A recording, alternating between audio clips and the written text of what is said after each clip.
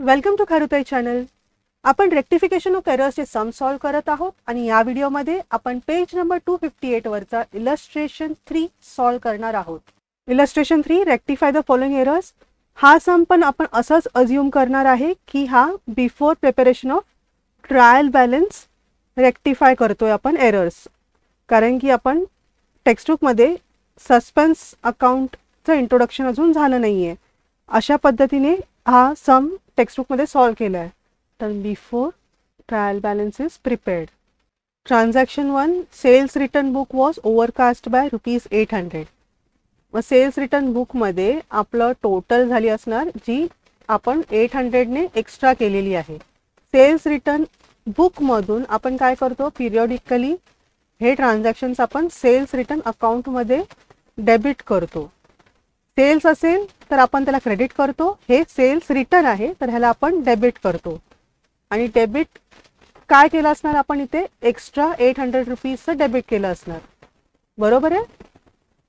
तर मग आपल्याला जे चुकीचं केलं आहे, एक्स्ट्रा 800 डेबिट केलं आहे, ते करेक्ट करण्यासाठी आपल्याला काय करावं लागणार, अकाउंटमध्ये क्रेडिट करावं लागणार 800ने. ओव्हरकास्ट जे टोटलिंग एरर्स असतात ते वन साइडेड एरर्स असतात. म्हणजे काय, ह्याच्यात फक्त सेल्स रिटर्न अकाउंटलाच इफेक्ट गेलेला आहे. जे काय चूक झाली आहे ते सेल्स रिटर्न अकाउंटमध्येच झालेलं आहे. मग आपल्याला ही एंट्री सस्पेन्स अकाउंटला अफेक्ट होणार का? सस्पेन्स अकाउंटचा प्रश्न नाही येणार, कारण की अजून ट्रायल बॅलन्स प्रिपेअरच नाही झाला आहे. मग कसं करेक्शन करायचं, आपण जर्नल एंट्री पास करणार का? नाही. का? कारण की हे टू साइडेड एरर्स नाही आहेत. ह्या दोन अकाउंट्सला इफेक्ट गेलेला नाही आहे. इथे फक्त सेल्स रिटर्नलाच इफेक्ट जाणार आहे. जे सेल्स रिटर्नमध्ये इंडिव्हिज्युअल कस्टमर्सची जी नावं आहेत ज्यांनी रिटर्न्स केले त्यांची नावं बरोबर इफेक्ट गेला आहे. त्यांच्या नावाला जे काय क्रेडिट इफेक्ट द्यायला हवा होता तो बरोबर गेला आहे. फक्त पिरियॉडिकली ही जी अमाऊंट आपण सेल्स रिटर्न अकाउंटमध्ये डेबिट करतो ह्याची टोटल चुकल्यामुळे ही अमाऊंट चुकलेली आहे. आणि म्हणून आपल्याला फक्त अकाउंटमध्ये रेक्टिफिकेशन करायचं आहे. तर ते आपण करणार इथे क्रेडिट फक्त अकाउंटमध्ये. आणि जर्नलमध्ये इथे आपण नोट लिहिणार. नोट काय लिहिणार, no journal entry is required as it affects only one account. हे जर्नल एंट्री का नाही पास करत आहे त्याचं आपण कारण लिहिलं की वन साइडेड एरर आहे म्हणून. आता ह्याच्या व्यतिरिक्त करेक्शन काय केलं ते पण लिहायचं आहे. करेक्शन आपण सेल्स रिटर्न अकाउंटला क्रेडिटेड ओव्हरकास्ट केलं आहे ना, म्हणजे डेबिट एक्स्ट्रा केलं आहे, तर त्याला आपण त्या डेबिटला रिव्हर्स करून क्रेडिट करून रेक्टिफाय करणार अकाउंटमध्येच विथ ₹800 अमाऊंट नाही येणार. आता second transaction, factory electricity bill 7,000 paid but recorded twice in the books. म्हणजे डबल एंट्री झालेली आहे. डबल एंट्री असेल तर एक जी एंट्री आहे ती रिव्हर्स करायची आहे. म्हणजे ओरिजिनल एंट्री काय होती, चुकून एक्स्ट्रा एंट्री जी पडली ती काय होती, इलेक्ट्रिसिटी आहे ना, इलेक्ट्रिसिटी किंवा फॅक्टरी इलेक्ट्रिसिटी अकाउंट डेबिट केलं असणार ना, कारण की हे एक्सपेन्स आहे. एक्सपेन्सला आपण डेबिट करतो. Paid but recorded twice. Paid करताना आपण टू कॅश किंवा बँकला इफेक्ट दिला असणार. अशी एंट्री पास केली असणार दोनदा. तर मग आपल्याला त्यातली एक एंट्री रिव्हर्स करायचं आहे. रिव्हर्स करताना काय, जे डेबिट केलं ते क्रेडिट करणार आणि जे क्रेडिट केलं ते डेबिट करणार. एंट्री सिंपल आहे. म्हणजे रेक्टिफिकेशन एंट्री काय बनणार, डेबिट बँक अकाउंट होणार, बँक अकाउंट डेबिट. पैसे तर बँकेतून एकदाच गेले ना, आपण 7,000 एकदाच पे केले आहेत. एंट्री चुकून दोनदा पास केली आहे. Bank account debit 7,000 to factory electricity 7,000. Narration क्वेश्चनमधूनच मिळणार. Being electricity bill paid recorded twice in the books now rectified. Electricity bill paid recorded twice. The books now reversed to rectified. ही झाली दुसरी entry. आता बघू आपण तिसरी entry. Total of sales book was undercast by 900. म्हणजे आता ही जर सेल्स बुक आहे त्याची टोटल जी काय व्हायला हवी होती ती कमी झाली आहे 900ने. अंडरकास्ट म्हणजे लेस झाली आहे. 900ने टोटल कमी झाली आहे. म्हणजे काय, आपण जेव्हा सेल्स अकाउंटमध्ये ह्याला क्रेडिट केलं असणार, जी काय टोटल झाली असणार त्याला आपण क्रेडिट करणार ना. सेल्स हे इन्कम आहे आणि इन्कमला आपण क्रेडिट करतो. तर तेव्हा क्रेडिट करताना जी काय टोटल आहे ती 900नी कमी पडली असणार. तर आपल्याला अजून 900चं क्रेडिट करावं लागणार. मग हा इफेक्ट जाणार. बरोबर. 900ने कमी पडलंय तर आपण 900ने क्रेडिट अजून वाढवणार, म्हणजे क्रेडिट अजून करणार. मग हे नुसतं सेल्स अकाउंटमधला डिफरन्स आहे. बाकीचा कुठला अकाउंट इफेक्ट झालाय का? नाही. जे काय कस्टमर्सची नावं होती त्यांची एंट्री बरोबर झाली असणार, त्यांचं जे काही पोस्टिंग झालं आहे ते बरोबर झालं असणार. फक्त सेल्स अकाउंटच अफेक्ट झालेला आहे. म्हणजे काय? वन अकाउंटच अफेक्ट झालेला आहे, म्हणजे ह्याचं एंट्री होणार नाही. बरोबर. जर्नल एंट्री येणार नाही. आपण फक्त सेल्स अकाउंटमध्येच ह्याला एक क्रेडिट देऊन हा एरर रेक्टिफाय करणार. मग आपण इथे आपल्या जर्नलमध्ये नोट लिहू, no journal entry required as it affects only one account. Sales account will be credited with ₹900. Fourth transaction, paid for rent ₹825 was wrongly posted to rent account as ₹325. म्हणजे rent अकाउंटमध्येच posting करायचं होतं. हे बघा इथे posted हा word use केलेला आहे. म्हणजे एंट्री बरोबर झालेली आहे, पण पोस्टिंग करताना 825च्या ऐवजी 325 ही पोस्टिंग झाली आहे.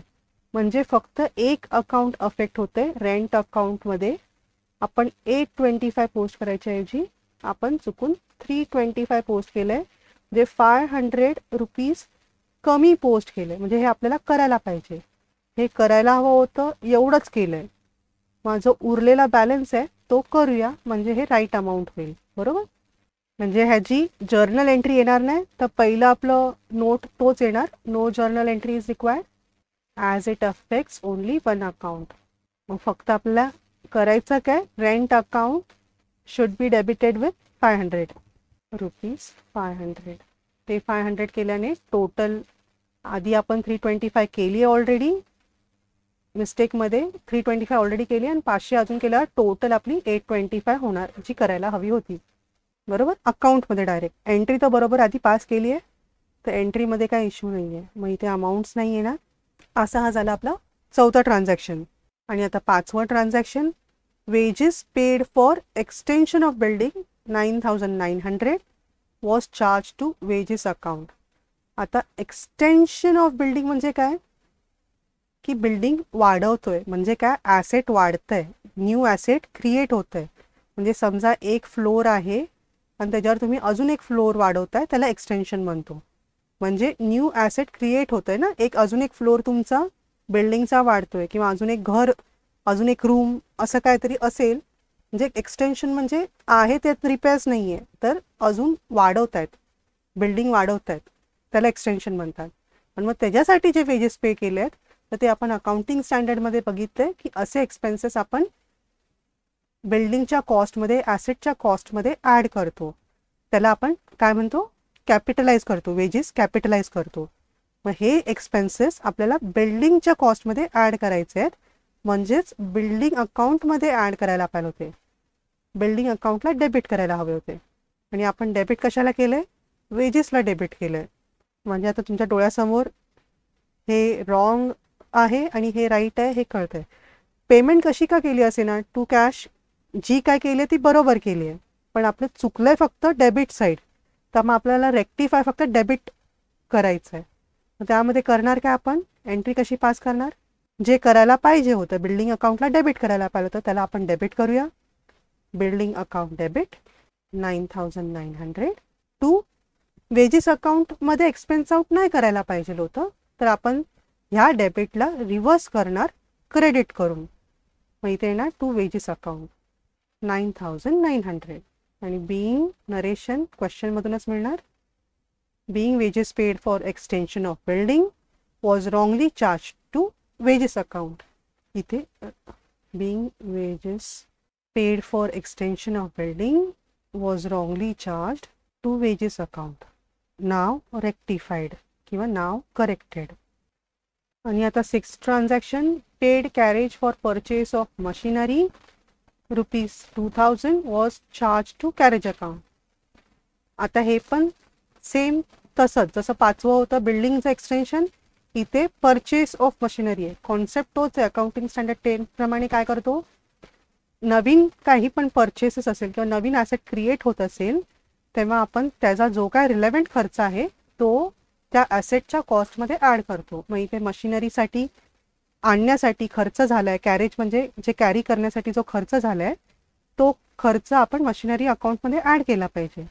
म्हणजे इफेक्ट काय द्यायला हवा होता, मशिनरी अकाउंट डेबिट करायला हवं होतं. मशिनरी अकाउंट डेबिट आणि आपण केलंय काय, was charge to carriage account. जे आपण कॅरेज अकाउंटला डेबिट केलंय. करायला काय हवं होतं, मशिनरी अकाउंट, केलंय आपण कॅरेज अकाउंट. मग जे करायला हवं होतं ते करूया, मशिनरी अकाउंटला डेबिट करूया. Machinery account debit 2000 to. आता हे कॅरेज अकाउंट हे चुकीचं केलंय ना डेबिट, तर ह्याला आपण क्रेडिट करून रिव्हर्स करणार mistake. To carriage account 2000 being, क्वेश्चनमधूनच नरेशन मिळणार, being carriage for purchase of machinery was wrongly charge to carriage account. Purchase of machinery was wrongly charge to carriage account. नाव रेक्टिफाईड किंवा नाव करेक्टेड. आणि last question 7th, life insurance premium of proprietor paid 1500 wrongly debited to insurance account. आपल्याला माहिती आहे प्रोप्रायटरचा जो काही personal expense असतो तो जर बिझनेसमधून झाला तर त्याला आपण ड्रॉइंग्सला इफेक्ट देतो, बरोबर. ड्रॉइंग्स अकाउंटला डेबिट व्हायला हवं होतं आणि आपण डेबिट कशाला केलंय, इन्शुरन्स अकाउंट. हा बिझनेस एक्सपेन्स नाही आहे ना, आपण फक्त बिझनेस एक्सपेन्सच रेलेव्हंट एक्सपेन्सच्या अकाउंटमध्ये ॲड करतो. हा तर पर्सनल आहे, लाईफ इन्शुरन्स हे प्रोप्रायटरचं लाईफवरती असणार ना, मग ते ड्रॉइंग्समध्ये डेबिट व्हायला हवं होतं, ड्रॉइंग्सला इफेक्ट जाणार. हे बिझनेसच्या अकाउंटमधून खर्च झाला असेल, तो स्वतःसाठी केला असेल, पर्सनल कामासाठी केला असेल तर आपण ड्रॉइंग्सला डेबिट करतो. म्हणजे करायला हवं होतं ते करूया, ड्रॉइंग्स अकाउंटला डेबिट करूया. 7 ड्रॉइंग्स अकाउंट डेबिट 1500 टू. हे इन्शुरन्स अकाउंटला डेबिट केलंय जे रॉंग आहे, त्याला आपण क्रेडिट करून हा इफेक्ट रिव्हर्स करणार, करेक्ट करणार. मग आपण इथे टू इन्शुरन्स अकाउंट 1500 बीइंग, क्वेश्चनमधूनच नरेशन मिळणार काय, being life insurance premium of proprietor paid was wrongly debited to insurance account. Being life insurance premium of proprietor paid was wrongly debited to insurance account. Now rectified. Simple.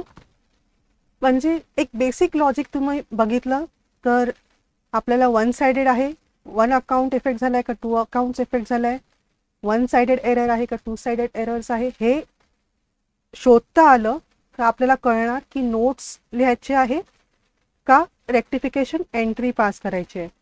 जर note लिहायचा असेल तर आपण लिहितो की ते वन साइड काय म्हणतात ना, फक्त वन अकाउंटला इफेक्ट झालाय म्हणून जर्नल एंट्री पास करतोय. आणि जर टू साइडेड असेल तर एंट्री पास करून आपण रेक्टिफाय करतो. एंट्री पास करताना जो अकाउंट चुकलाय तो रिव्हर्स करतो आणि जो अकाउंट बरोबर आहे तो आपण जसाच्या तसा देतो. म्हणजे इथे बिल्डिंग अकाउंट बरोबर आहे तर बिल्डिंग अकाउंटला डेबिट केलंय, मशिनरी अकाउंट बरोबर आहे तर मशिनरी अकाउंटला डेबिट केलंय, ड्रॉइंग्स अकाउंट बरोबर आहे तर त्याला डेबिट केलंय.